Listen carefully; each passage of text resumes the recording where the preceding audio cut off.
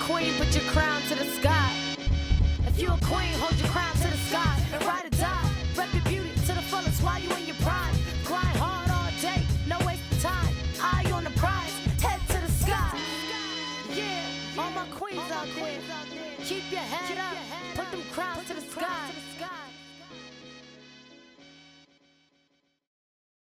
And welcome back to another episode of Women in Your Neighborhood. We are so glad to have you back.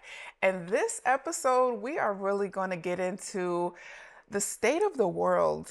There are so many things that are happening right now, whether it's good, bad, indifferent. And as a collective, as a people, my co-host Toya and I, we really thought that it was important to come together and really recalibrate. If there were a better word to say, just ourselves, our minds. And typically we don't title our episodes, but this one we felt was very important to title Wilderness Mindset. We're in a state where our minds, frankly, are all over the place, just like in the word when the Israelites were in the literal wilderness. And so we're going to talk about that today. And hopefully at the end of this episode, we can be reminded of who we are, to whom we belong, and frankly, love of our neighbor. So with that said, Toya, start us out today. Yes, let's jump in. Okay, so we're going to jump right into the word. And if you have your Bible around, we ask you to join us in the book of Exodus. And we are going to be going into chapter 23, verse 20. And I think right now, give us a little, just where are we in this part of the Bible? What's happening? Just jump us right into kind of the background here. Yeah. And so we are...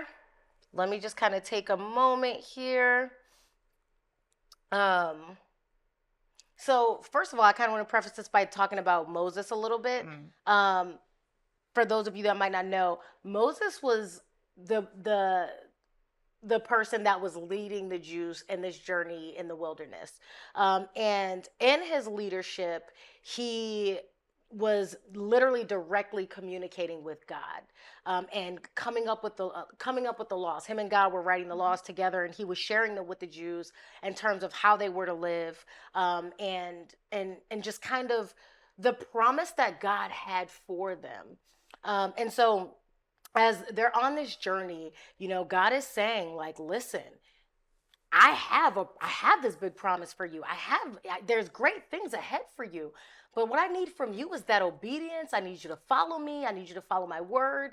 And for them, I think it was a little bit, when I think about us today, like, we didn't have that Moses. Like, they actually had that guide. They had a man who was directly communicating with God. And he was giving them that message, right? And so I think I want to give that context when we talk about this. And then also say that God is very clear on his instructions around, listen, I have this big promise for you. Here are the things that I need you to do. And like, if you live up to your end, there will be abundance. And if you don't, there's going to be destruction. And so here he, you know, starts to share with them, like, I will fight your battles for you. I will win them for you, right? And the Jews coming from a situation where they had been enslaved, and he took down their adversaries right in front of them, right? And so we won't go into detail about that story, but again, he's giving them that reminder that, like, follow this, follow what I'm saying, follow the leaders that I'm putting forward, and I will fight and win your battles for you.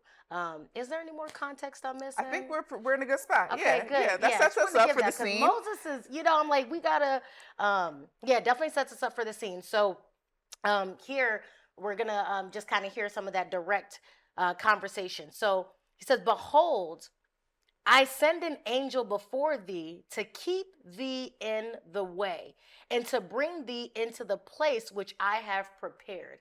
And before I read the next part, I just want to say that I know that there are different kind of titles for the belief. We say, like, Christianity and people who follow God. But before all of that, following God's law meant you were following the way Right. and the path. Yep. And so I want to give that context too. Yep. So he says, an angel before thee to keep thee in the way and to bring thee into the place which I have prepared. Beware of him and obey his voice. Provoke him not, for he will not pardon your transgressions, for my name is in him. But if thou shalt indeed obey his voice and do all that I speak, then I will be an enemy unto thine enemies, and an adversary unto thine adversaries. For mine angel shall go before thee and bring thee unto the Amorites and the Hittites and the Perizzites and the Canaanites, the Hivitites and the Jebusites, and I will cut them off. Thou shalt not bow down to their gods, nor serve them, nor do after their works, but thou shalt utterly overthrow them and quite break down their images.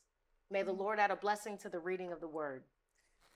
Yeah, so this, and I think what we are trying to do and hoping to do is really bring the word alive to today's times. And how do we reflect what is happening here way back in Exodus to now? And I think so many times we see people worshiping false idols, whether it be in politics, whether it be at the job, Right. frankly, whether it be in people's own homes, right? Husbands and wives just having people as idols and not serving the one and following the way. And it just, again, gets us confused in our mind. We don't know where we're going. We don't know what to do because we've forgotten God's promise. Literally, God is promising us in the Bible that if you follow me, listen, you ain't got to worry about a thing, okay? Right. You got enemies, they my enemies too. Right.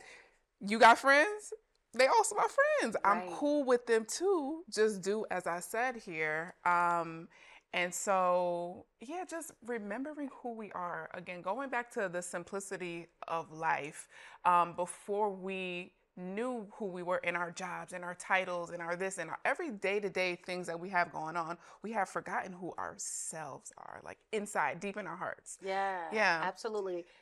And I think, as we talk a lot about loving our neighbor, I think about this here and how one of the ways that we stray away from loving our neighbor is when we get so caught up in these fleshly fights. Oh, yeah. Right? And then all of a sudden we can't love our neighbor. Yeah. Right? We can love our neighbor when it's easy, Yeah. but, if you like this person or you vote for that person or you have this belief, now I don't like you. Now you're my enemy. Now I'm going to cancel you, fight you, judge you, call you names. And that's not what God has called us to do or asked us to do. He's actually asked us to do the opposite and says, I'll fight the battles for you. Like you said, your enemies are my enemies. I'm not calling you to fight and call people out. I'm calling you to love in my name.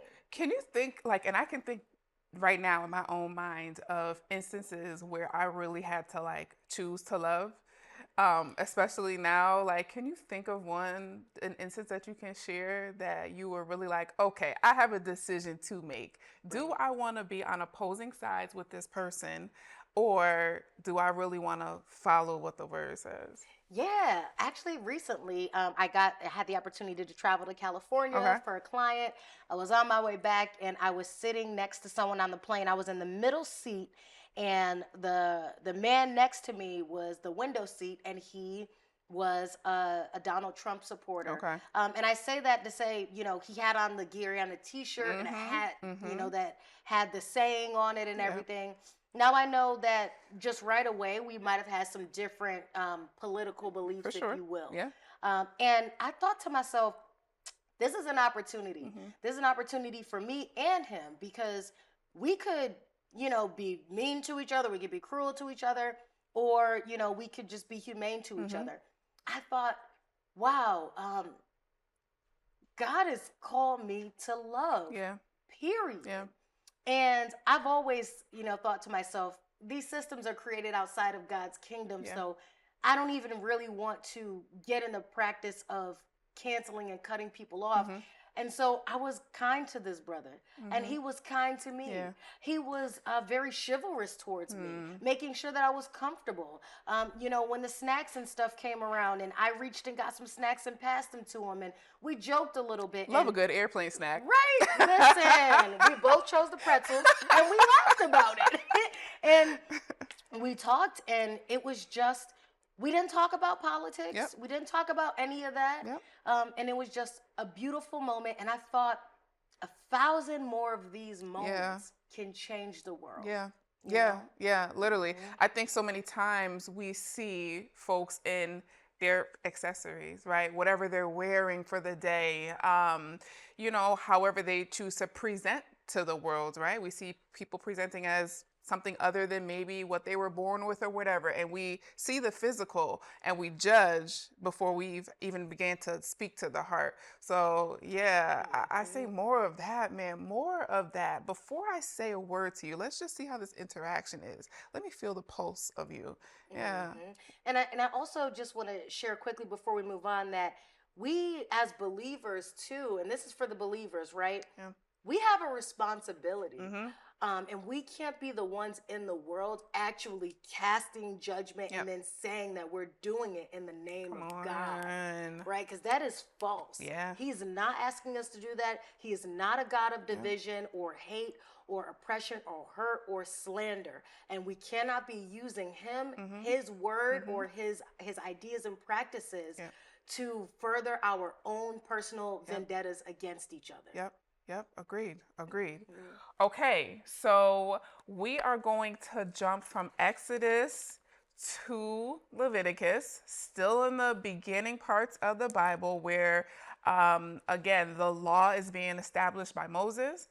So we'll jump to Leviticus chapter 26. We will hop over to verse 41. And it says, "And that I have also walked contrary to them and have brought them into the lands of their enemies. If their uncircumcised hearts are humbled and they accept their guilt, then I will remember my covenant with Jacob and my covenant with Isaac, my covenant with Abraham. I will remember. I will remember the land. The land also shall be left empty by them and will enjoy its Sabbaths while it lay desolate without them." God is saying, either way, whether y'all here or not, the land is perfectly cool, chilling. Right. Okay? It's chilling. Right, because that's mine. Because it's mine. And let's see. And they will accept their guilt because they despise my judgments and because their souls abhorred my statutes. Yet, for all of that, when they are in the lands of their enemies, I will not cast them away, nor shall I abhor them, to utterly destroy them and break my covenant with them. So again, God is being so gracious here. He's saying, even when y'all be acting raggedy, Right. I'm still Right. going to keep the promise that I told you in Exodus. Right. Okay. I'm a God of my word. Because I'm a God of my word. It literally says, "For I am the Lord their God," but for their sake. And when it says for their sake, God is saying, this is for y'all. This ain't even for me. Right. This is for y'all. But for their sake, I will remember the covenant of their ancestors, whom I brought out of the land of Egypt to the sight of the nations, that I may be their God. For I am the Lord. He said, I want to be your God. Yes. Stop acting raggedy because I want to be your God. Like, trust me, I made the promise. Unfortunately, y'all aren't doing the things which I can't hold up my end if you're not holding up your end, but I want to though. Right. I just want to. Right. So we're reminded of just, again, God's graciousness and his love where we are not our best selves, but he always is. Right. He Crazy. always is. And he's like, and when we think about this, the beginning, this story here, it's like he brought them out. He brought them out of slavery. And he's just like, and you still continue to act raggedy. And I still got you. I'm performing miracles every day. And wow, what a gracious God. Yeah. And again, going back to real times today, so many folks have forgotten where we are, who we are, forgotten everything that's in the Bible. And because of it, we're not able to navigate in the way because we're following our own way instead of the way. So we are literally lost. Yeah. And I think the problem is a lot of people don't even realize that they are lost. That's the scariest part. I know. We don't even think we're in the wilderness. Oh, I have a big house. Mm-hmm. I got a fat car. My job, 6-7 figures and all Right. this. So I'm good. I'm not lost. Y'all are lost. Right. Whole time, it's the wilderness of the mindset, like your mind. And in the Bible, when it says the mind, it's really referring to the heart as well. The mind and the heart are one. And so your soul is cold, ice cold, just lost. Right. Lost. Absolutely. Yeah. And a lot of people, I think there's that term, like, turn you over to a reprobate mind. And I think people look at that and they just think, oh, it's just like a poverty mindset, or your mind's just stuck, or you can't think for yourself. But no, it really is like your mind is in one place and you can't move out of that. Like you said, you're so focused on yourself. And Yep.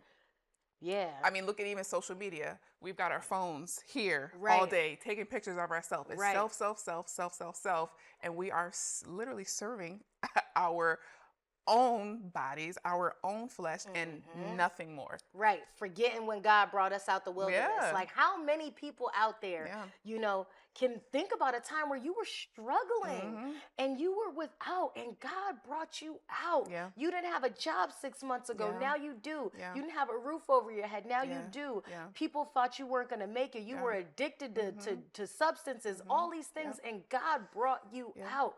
We can't forget that. Yeah. All right. So with that, then we're going to jump to Book of Judges. the Book of Judges. Yes. So we're going to head over to Judges chapter 2. We're going to go verse 7 to 10, and then have you read 14. So Judges 2 and 7. And the people served the Lord all the days of Joshua and all the days of the elders that outlived Joshua, who had seen all the great works of the Lord that he did for Israel. And Joshua, the son of Nun, the servant of the Lord, died being 110 years old.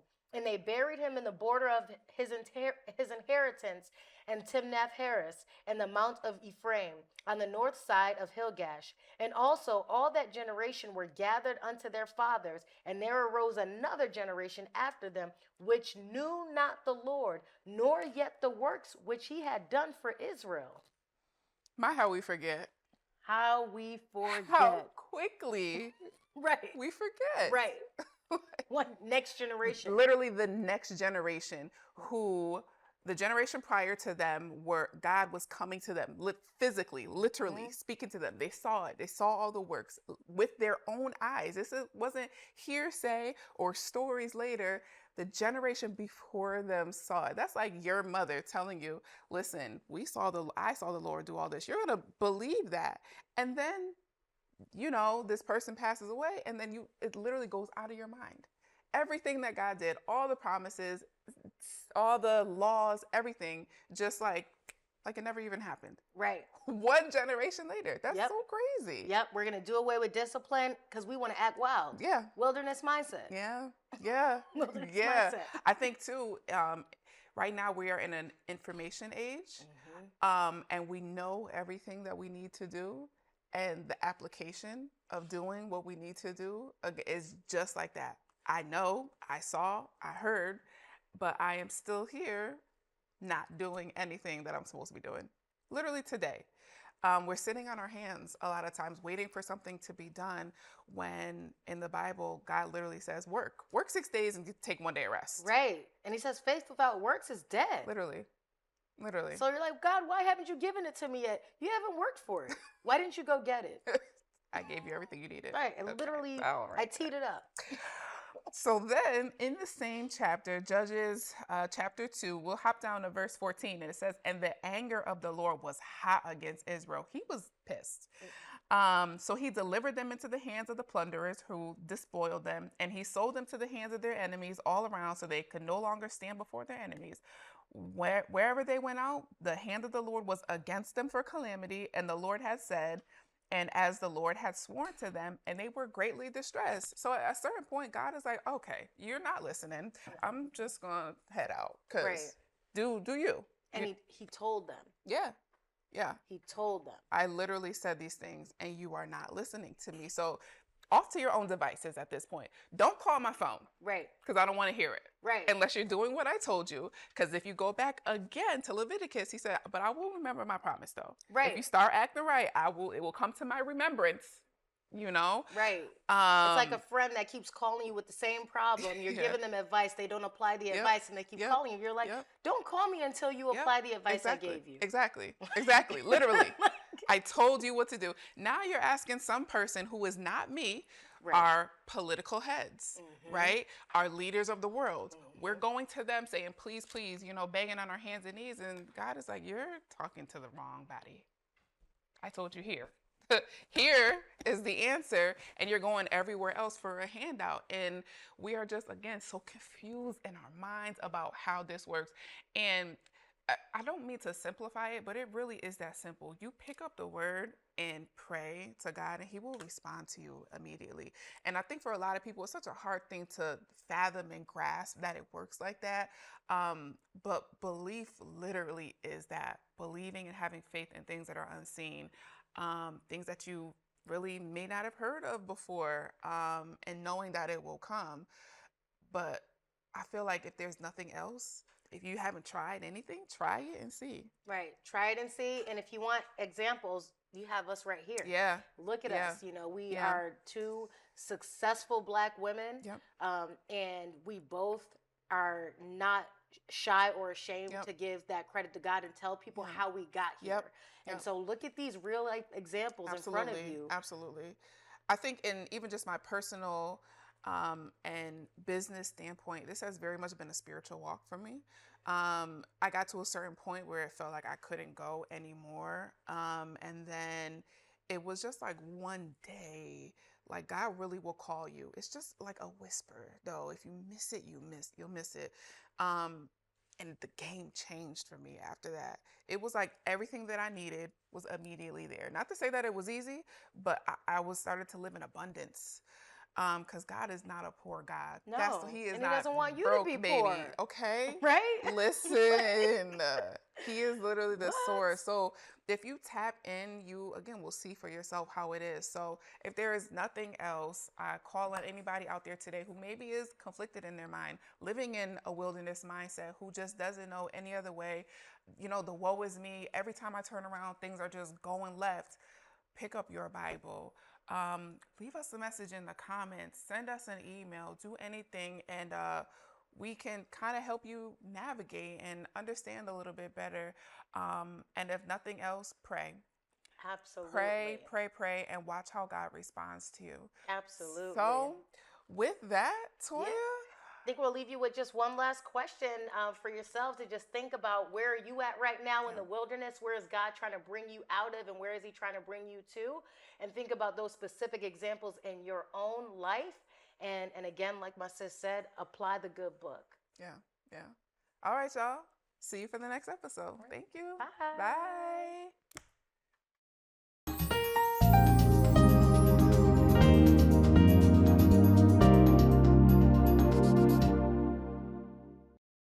The Saybrook Fish House in Canton has been serving fresh seafood, chicken, and prime steaks for 40 years. Experience one of our 3 unique dining room settings, 2 with fireplaces, or relax in our cozy pub with a craft beer, wine by the glass, or specialty cocktail while enjoying a meal from our new lighter fare pub menu. Serving lunch and dinner Tuesday through Sunday. Reservations accepted for parties of 2 to 42. Gift cards always available. The Saybrook Fish House, nestled at the crossroads of routes 44, 202, and 179 in Canton.